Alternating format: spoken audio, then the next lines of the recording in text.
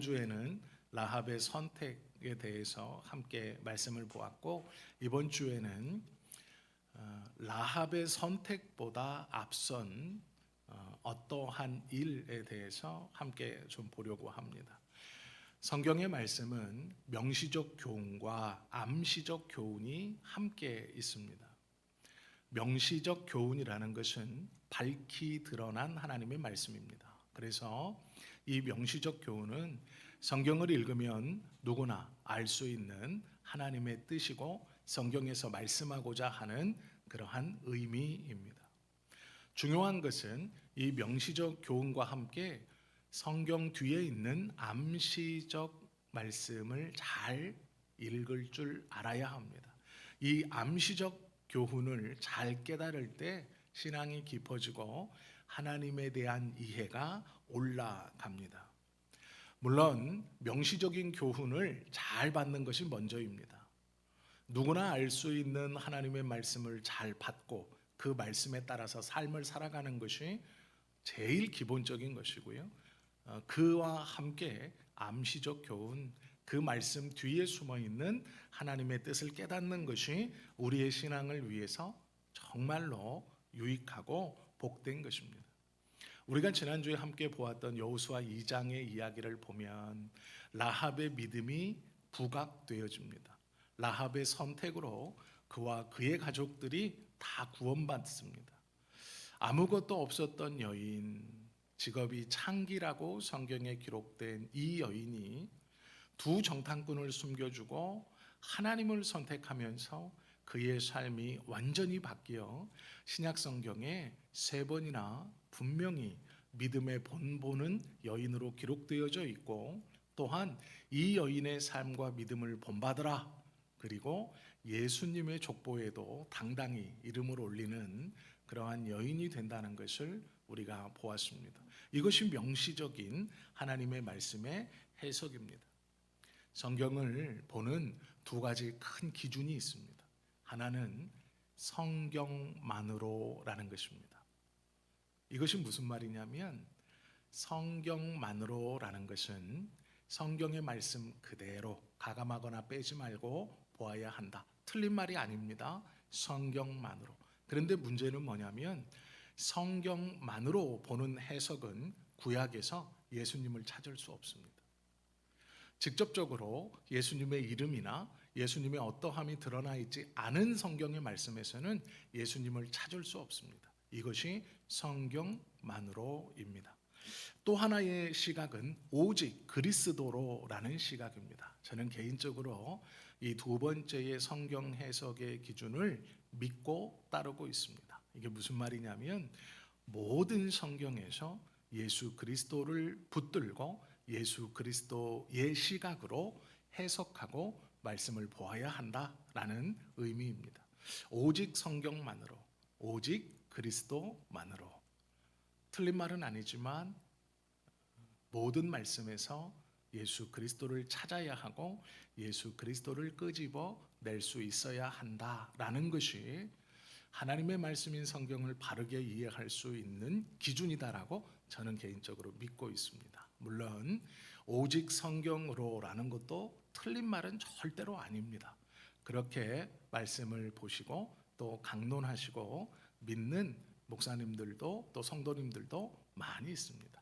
저는 그러나 구약에서도 예수 그리스도를 드러내야 하고, 예수님이 직접적으로 거론되지 않아도 그분의 그림자만 보여도 그분이 예수님이라는 것을 밝혀낼 수 있어야 성경을 바로 이해할 수 있다, 그렇게 생각하고 있기 때문에 두 번째 것을 지지합니다. 그래서 예수님에 대해서 직접적으로 말하지 않더라도 어떠한 본문과 어떠한 말씀에서도 예수님의 은혜에 대해서 연관시켜 설교할 수 있어야 한다, 성경을 볼 수 있어야 한다라고 생각합니다. 이것을 성경 해석학이라고 부릅니다.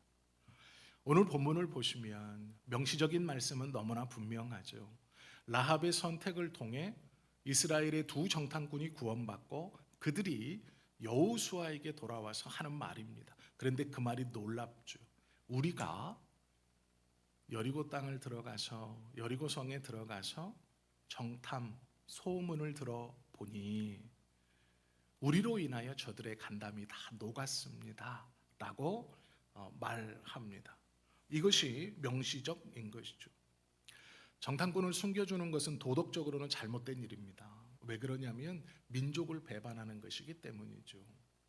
라합이 단순히 자신의 술집에 들어온, 자신의 여관에 들어온 남자 2명을 숨겨준 게 아니고요, 이 이스라엘 백성과 자신의 민족이 전쟁 앞에 있습니다. 그리고 이 2 남자가 들어온 이유는 정탐 때문입니다. 즉 전쟁에 승리하기 위해서 자신들의 정보를 얻어가기 위해서 들어왔습니다. 그런데 라합은 그들을 숨겨줍니다. 인도주의적인 생각으로 그런 것이 아니죠. 마음이 좋아서 그런 것도 아닙니다. 내 여관에 들어왔으니 내가 잘 지켜주고 잘 내보내야지 하는 마음이 아닙니다. 이 라합의 선택은 민족을 배반하는 일입니다. 자신의 민족과 전쟁하는 상대국의 스파이를 숨겨주고 그들의 목숨을 보존시켜준 것이죠.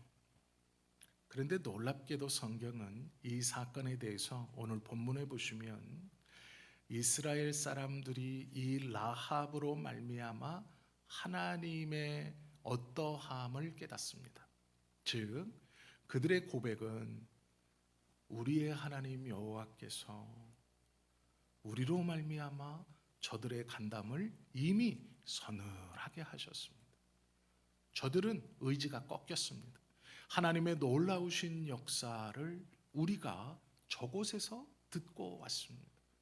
하나님이 이미 저들의 마음을 다 녹이셔서 일하셨습니다. 이것을 여호수아에게 고합니다. 원래 하나님의 백성은 하나님에 대해서 잘 아는 사람들입니다. 또 이때의 이스라엘은 하나님 앞에 충성하고 여호수아의 말을 어기지 않기로 맹세한 직후입니다. 그래서 어느 때보다도 민감한 상황입니다. 그런데 놀랍게도 이방 여인 라합을 통해서 이스라엘에게 하나님의 뜻과 하나님의 일하심을 깨닫게 합니다. 원래는 이스라엘을 통해 이방인들이 하나님의 뜻을 깨달아야 합니다. 이스라엘을 통해서 본이 되어서 이방인들이 하나님의 뜻을 깨닫고 하나님의 어떠함을 알아야 합니다. 그런데 여호수아 2장의 이야기를 읽어보면 라합이라는 이방인을 통해 오히려 이스라엘 백성들이 하나님의 역사와 하나님의 일하심을 깨닫습니다. 반대로 되었죠. 이것이 명시적인 일입니다. 중요한 것은 암시적 교훈입니다. 이 본문 속에 숨어 있는 것이 있죠. 왜 그러냐면 명시적 교훈을 우리가 집중하면 성경은 영웅전이 됩니다. 무슨 얘기냐면 라합의 선택만을 강조하고 라합의 믿음의 탁월함만을 강조하면 라합은 영웅이 됩니다. 그러면 성경은요, 모든 사람들이 믿음을 선택한 영웅전이 됩니다. 그래서 우리는 아브라함의 믿음 그 선택과 결단할 수 없어. 본토 친척 아비집을 떠날 수 있는 건 아브라함뿐이지. 다윗처럼 쫓겨가면서 10년 동안 이 나라 저 나라를 왔다 갔다 하면서 광야에서 믿음만으로 살 수 없지. 요셉처럼 노예로 끌려가고 형제들에게 배신당하면서도 하나님의 은혜라고 노래할 수 있는 건 요셉이니까 가능하지. 욥처럼 자식 다 죽고 재산 다 뺏기고 부인도 저주하며 떠나가는 삶, 그래도 그 삶을 통해서 하나님의 뜻을 이해하려고 하는 건 욥이니까 가능하지가 됩니다.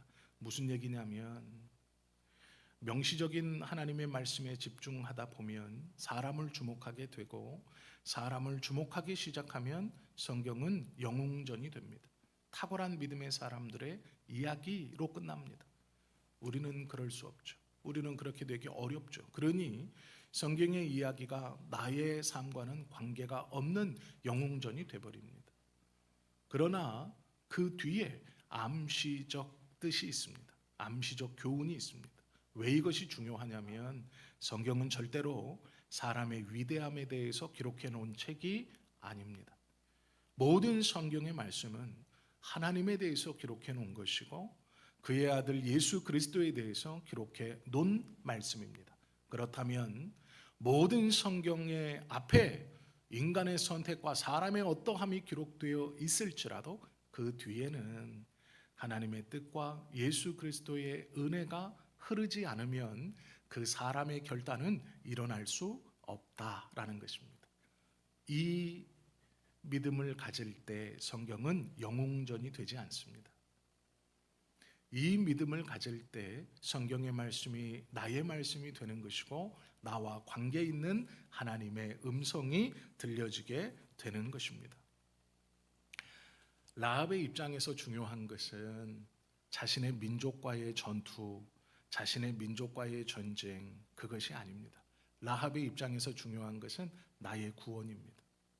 내 가족의 생사입니다. 라합의 입장에서 중요한 건 민족이 중요한 게 아니에요. 내가 죽느냐 사느냐, 내 가족이 죽느냐 사느냐가 중요합니다. 그러나 하나님의 입장에서 중요한 것은 나의 뜻이 이루어지느냐입니다. 놀랍게도 성경은 두 가지를 다 기록하고 있습니다. 하나님의 뜻에서 라합의 이야기는 하나님의 뜻을 이루어가는 작은 소재 중 하나입니다. 그러나 라합의 입장에서 이 전쟁은 내가 죽고 사느냐 하는 문제입니다. 내 가족이 죽고 사느냐의 갈림길에 서 있는 것이죠. 우리의 신앙은 이 두 가지의 모습이 같이 있습니다. 하나님의 뜻이 이루어지는 커다란 하나님과 나에게 역사하시고 나를 주목하시고 나와 함께 하시는 작은 하나님이 우리의 믿음 안에는 같이 있습니다. 우주를 주관하시며 큰 뜻을 이루어 가시는 커다란 하나님, 그리고 그 우주 가운데 먼지만 같은 나의 삶, 내 개인의 삶을 역사하시고 주장해 가시는 작은 하나님의 모습이 우리에게는 함께 있습니다. 이 두 가지를 잃어버리면 안 됩니다. 크신 하나님만을 기억하면 하나님은 나를 외면하는 분이 됩니다. 또 작은 하나님, 나를 집중하신 하나님을 집중하기 시작하면 하나님의 큰 뜻이 무엇인가를 깨닫지 못하는 어리석은 신앙인이 됩니다. 그래서 이 두 가지의 하나님을 같이 품고 있어야 합니다. 성경은 이 두 가지의 이야기를 같이 하고 있다라는 것이죠. 개인의 실존에 개입하시는 하나님과 하나님의 뜻을 이루어 우주를 통치하시는 놀라우신 하나님의 이야기를 함께 기록하고 있습니다. 예를 들면 우리가 교회를 위해서 존재하는가, 교회가 우리를 위해서 존재하는가라는 것입니다. 두 가지가 같이 있는 것이죠. 성지교회는 하나님의 백성들을 위해서 존재하는 공동체입니다. 그러나 또한 우리 모두는 하나님의 교회를 위해서 존재하는 사람들입니다. 이 두 가지가 같이 가는 것입니다. 어떤 것 하나도 소홀할 수 없습니다. 교회를 위해서 자녀를 버리세요, 가정을 뒤로 두세요, 말도 안 되는 얘기죠. 그러나 믿음을 지키기 위해서 이것을 포기하시고 이것을 조금 내려놓으세요라는 말도 우리는 종종 듣습니다.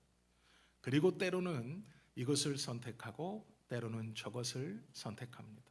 선택한다는 것은 하나를 버린다는 것이 아니라 조금의 우선순위를 어느 곳에 두는가라는 문제입니다.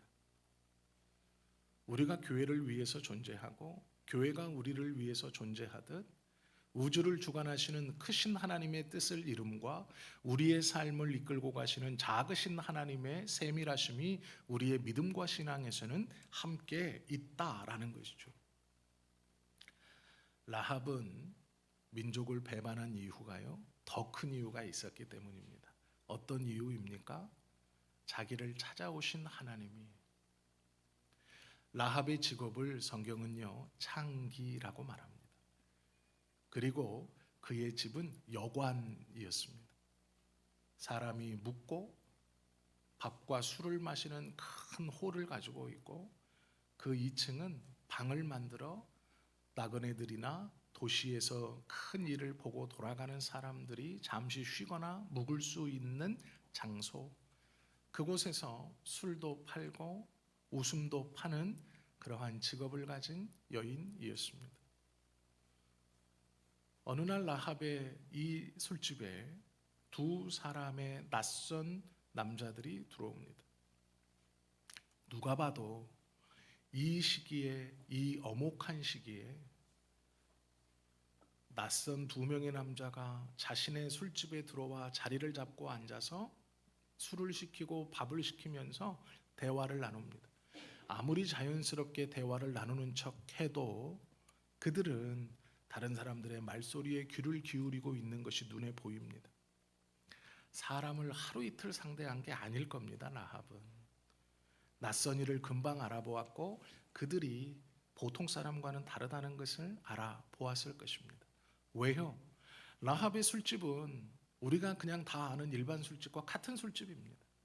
사람들이 모여서 소문에 대해 이야기하고 자신의 사적인 일을 이야기하고 관심사를 이야기하는 곳이 술집입니다. 사람이 모이는 곳입니다. 왜 두 정탐꾼이 다른 곳으로 가지 않고 사람이 모이는 술집에 들어왔을까요? 소문을 듣기 위해서입니다. 저들이 무슨 얘기를 하고 어떤 관심을 갖고 있고 지금 이 도시에서 가장 이슈가 되는 일은 무엇인가? 제일 빨리 캐치하고 들을 수 있는 곳이 어디입니까? 술집입니다. 사람이 모이는 곳. 라합은 그 술집의 주인이에요. 수많은 얘기를 들었을 겁니다. 정말 많은 사람들이 와서 얘기했을 겁니다. 장사꾼들도 왔을 것이고 여행자들도 왔을 것이고 나그네도 왔을 것이고 그 성 안에 행정관리도 왔을 것입니다. 그곳에서 술을 마시며 밥을 먹으며 이야기합니다. 이스라엘 백성, 우리 성 밖에 진치고 있고 곧 전쟁을 할 것 같아. 도망쳐야 하나? 아니, 우리가 이길 거야. 우리는 강하고 우리는 져본 적이 없잖아. 우리를 둘러싼 수많은 다른 이방 민족들과의 전쟁에서 우리 여리고는 패한 적이 없잖아. 우리 여리고는 서온 가운데 물이 흐르니 큰 물줄기가 있으니 앞뒤로 에워싸도 물이 마를 일이 없잖아. 농성만 해도 우린 이길 수 있어. 그 소문을 듣고 며칠이 지나지 않아 또 다른 사람들이 옵니다. 그런데 들었어? 이스라엘은 무기가 없지만 광야에서 40년을 버텼대. 어떻게 그게 가능하지? 그들이 믿는 여호와라는 하나님이 그들에게 물을 주고 먹을 것을 주었대. 그들의 정체는 애굽에서 400년간 노예하던 사람들이래. 어느 날 하나님의 선지자인 모세라는 사람이 그들을 이끌고 나와서 홍해물을 갈라 그 길을 건넜대. 그리고 따라온 애굽의 모든 군사들을 홍해물이 다시 합쳐져 멸족시켜 버렸대. 이제 그 하나님이라는 분이 이 가나안을 다시 수복해 주시기로 약속하셨고 그들은 그것만을 믿고 무기도 없이 아무것도 없이 지금 저렇게 대치하고 있는 거래 라는 소문을 또 들었습니다. 그리고 얼마 지나지 않아 낯선 사람이 들어옵니다. 그리고 그들은 누가 보아도 정탐꾼입니다. 라합은 한 번에 알 수 있어요. 수많은 사람들을 상대했던 사람이고 수많은 소문을 들었던 여인입니다. 그런데 그 소문과 그 이야기 중 낯선 두 사람의 방문을 라합은 기회라고 생각했습니다. 저들이 다른 데로 간 것이 아니라 나의 가게에 들어와 저렇게 아무렇지 않은 척 앉아 있는 것은 기회이다. 내가 선택할 수 있는 기회, 내가 저들을 붙잡을 수 있는 기회, 저들을 통해 나의 생명이 보장받을 수 있는 유일한 기회, 저들을 통해서 내 가족이 살아날 수 있는 유일한 기회, 모든 사람들이 불안에 떨고 있는 그 근본적인 원인인 저들이 내 술집에 들어와 자리를 잡고 앉았을 때, 그리고 곧 한 사람이 급하게 뛰어나가는 것을 보았을 때 일이 벌어지는구나. 저 사람은 분명 고발하러 갔을 것이고 이 두 사람은 분명 위험에 처할 것이다. 그리고 선택합니다. 숨겨주기로. 그것이 본문이에요. 라합에게 이 두 사람의 방문은 하나님의 사인입니다. 구원받아라. 여리고라는 그 큰 도시에서 하나님의 백성 두 사람, 이 스파이 정탐꾼인 두 사람이 자기의 가게에 들어왔다는 것은 하나님의 크신 약속과 일을 이스라엘 백성으로 이루게 하시는 하나님의 크신 경륜이지만 라합의 입장에서는 나를 찾아오신 거예요. 나에게 기회를 주시는 거예요. 그렇기 때문에 도덕과 윤리를 떠나 자신의 생명을 보존할 기회를 붙잡지 않을 수 없습니다. 민족을 배신하고 거짓을 고하는 것에 두려움이 없습니다. 왜요? 하나님께서 나에게 주신 기회예요. 소문으로 들었던 그 하나님, 이스라엘 백성에게 복 주시고 이 땅을 주시며 확답하시며 홍해물을 가르고 40년 광야에서 저 수많은 사람들을 먹여 살리신 하나님이 나에게 기회를 준 거예요. 이거 놓치면 나도 죽고 가족도 죽습니다. 그러니 붙잡지 않을 수 없죠. 이것이 라합의 선택입니다. 그런데 놀라운 것은 이 라합의 선택에 앞서 하나님께서 2명의 정탐꾼을 라합에게 보내셨다는 거예요. 그 수많은 여리고의 술집 가운데서, 그 수많은 여리고의 사람들이 모이는 것 가운데서 유독 라합의 술집에 방문케 하시고 그곳에서 정탐케 하시고 소문을 듣게 하셨어요. 모든 이들이 이스라엘로 인해 간담이 녹았다라는 말입니다. 하나님께서는 당신의 뜻을 이루시기 위해 이 전쟁을 이끌어 가세요. 그러나 라합의 입장에서는 나에게 기회를 주시고 나를 살려주시고 내 가족을 구원받을 수 있는 나를 찾아오신 거예요. 저 두 사람은 단순히 스파이가 아니라 내 생명줄이고 하나님이 나를 선택하시고 나를 붙들어 주시기 위해서 보낸 찬스와 같은 거예요. 그러니 그들을 붙들 수밖에 없습니다. 민족을 배반하는 것이 아니라 자기 생명을 보호하는 것이고 하나님의 뜻을 깨닫는 것이고 하나님의 순종입니다. 그렇기 때문에 라합의 이야기가 성경에 기록되어져 있고 이것을 믿음이라고 이야기하는 겁니다. 왜요? 먼저 일하시는 하나님을 알고 그분을 붙들었기 때문이죠.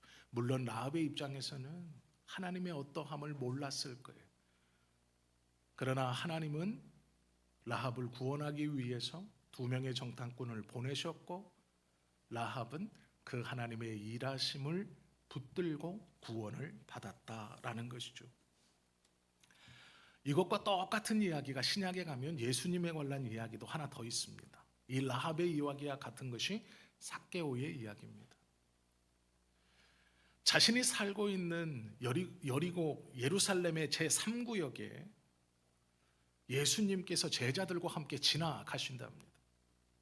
세리라는 직업을 가지고 있는 삭개오는 예루살렘의 제3구역에 살았습니다. 그곳에 랍비들도 잘 들어오지 않는 곳입니다. 왜요? 3구역은 장사치와 세리를 좋지 않은 직업을 가지고 있는 사람들이 모여 사는 구역입니다. 그곳에서는 랍비들을 거의 볼 수 없어요. 제사장들은 들어가지도 않는 구역입니다. 그런데 어느 날 그 구역에 예수님께서 제자들과 지나가시고 사람들이 모여 있습니다. 그곳에 모여 있는 사람들은 수많은 장사치입니다. 그리고 자기처럼 세리와 로마 정거에 빌붙어서 살아가고 있는 관직을 가지고 있는 사람들이 거주하는 지역이고 그것들이 모여 있는 골목입니다. 예루살렘의 제3구역은 겉으로는 번듯했지만 그 안에 사는 사람들은 예루살렘의 1구역과 2구역의 사람들에게 무시를 당하는 곳이었고 4구역인 시장 사람들에게도 무시당하는 사람들이었습니다. 이 3구역의 존재는 민족을 배반하고 로마에 빌붙어서 호의호식하는 아주 나쁜 사람들, 하나님께 버림받은 사람들, 저주를 받아 마땅한 사람들이 사는 구역이 3구역입니다. 그곳에 예수님께서 오신다라고 합니다. 아니 어쩌면 이미 오셨는지 수많은 사람들이 모여 있습니다. 삭개오는 예수님이 보고 싶었습니다. 우리가 아는 것처럼 뽕나무 위로 올라가 그 아래로 지나가실 예수님을 기다리죠. 이윽고 사람들이 웅성대기 시작했고 예수님께서 자신이 있는 뽕나무 아래로 지나가십니다. 그런데 놀라운 일이 벌어지죠.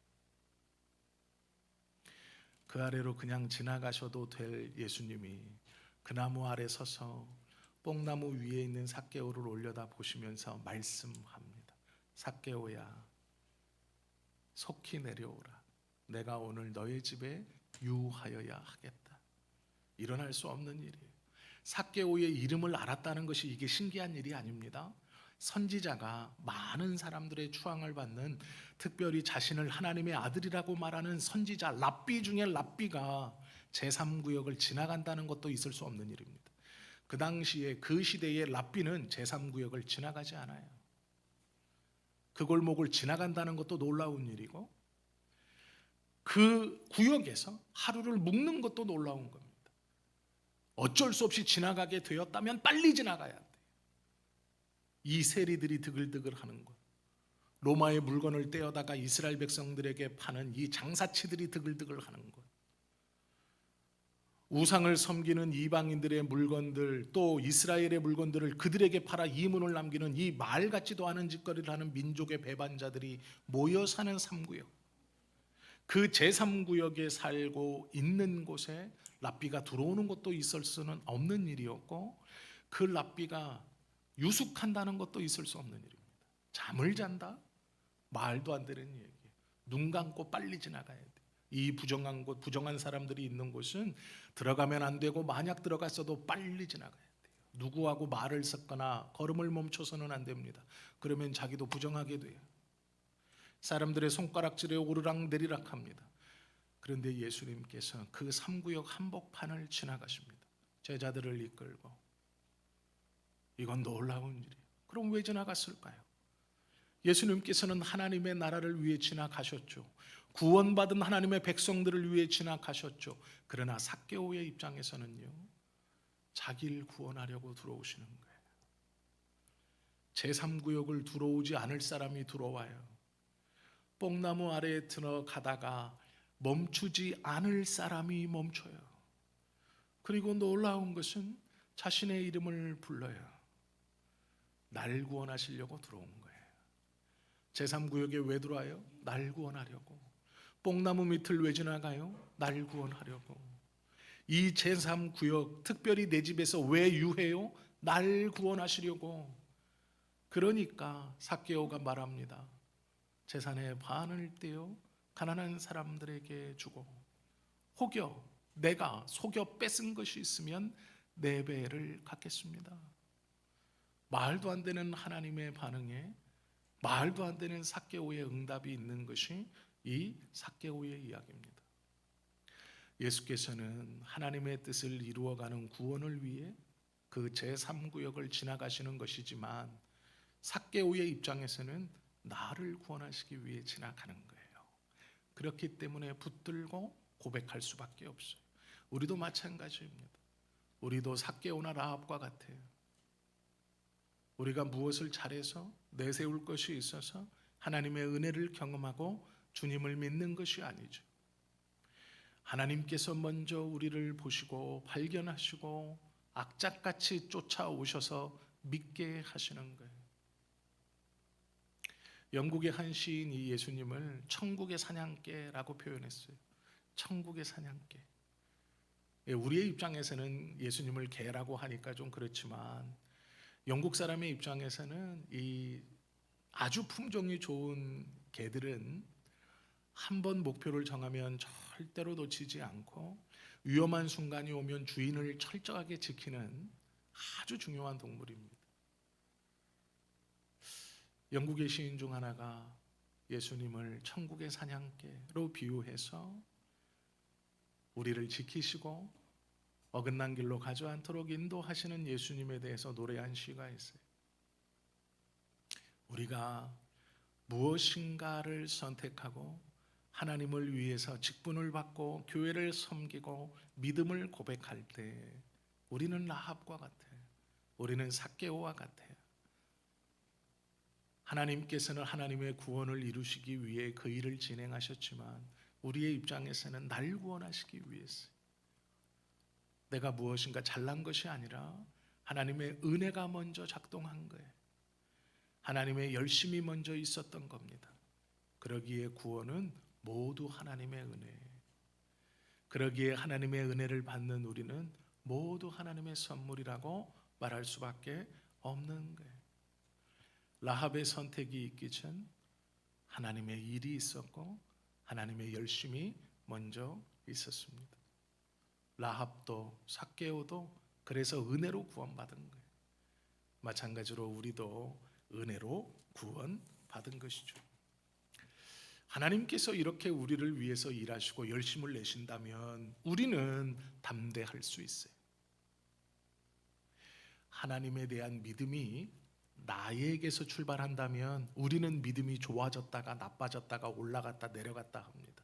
그러면 믿음이 좋아졌을 때는 다 할 수 있을 것 같고 당당하지만 실수하거나 넘어지거나 자빠져서 내가 생각해도 내 믿음이 형편없다고 느낄 때는 하나님 앞에 나아가기가 부끄럽죠. 그것이 믿음이라면 그 믿음은 쓸데없는 믿음입니다. 천국에 못 가요. 어제 이상선 집사님하고 이런저런 얘기를 하다가 이상선 집사님이 저의 마음을 뭉클하게 하는 이야기를 했어요. 그게 뭐냐면 지금 죽으면 딱 좋겠대요. 오해하지 마십시오. 오해하지 마세요. 지금 죽으면 딱 좋겠다라는 말이 무슨 뜻이었냐면 지금과 같은 믿음을 갖고 있을 때 죽으면 하나님 나라 갈 것 같다는 거예요. 이건 놀라운 고백입니다.